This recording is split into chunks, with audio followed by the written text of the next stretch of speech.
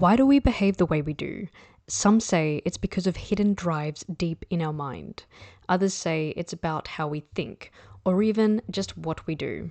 Over the past century, psychology has had a few very different ways of looking at human behavior. These are known as the major schools of thought in psychology. Let's start at the beginning with structuralism. Structuralism, founded by William Wundt and Edward Titchener, aimed to break the mind down into its basic elements: sensations, thoughts, and feelings. They used a method called introspection, where people described their own conscious experiences in detail. It was an ambitious start, but a bit too subjective. You can't exactly measure someone's feelings with a stopwatch. Then came functionalism, led by William James. He asked a new question, not what the mind is, but what it does.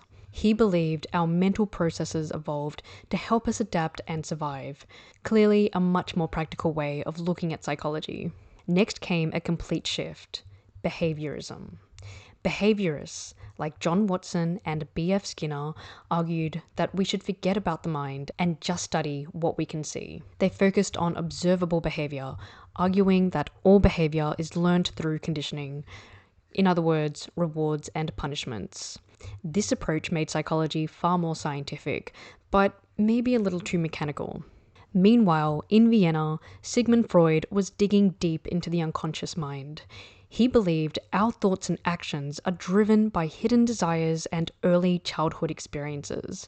This became psychoanalysis, hugely influential, although often criticized for lacking scientific evidence. By the mid-20th century, another movement emerged: humanism.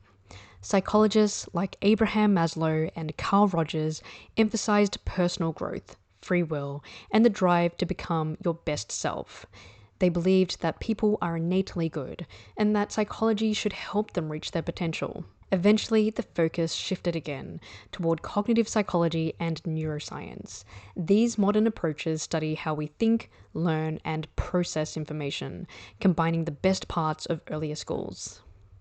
So each school of thought, from structuralism to humanism, was like a different lens on the same mystery, the human mind. Together, they have shaped the field of psychology as we know it today.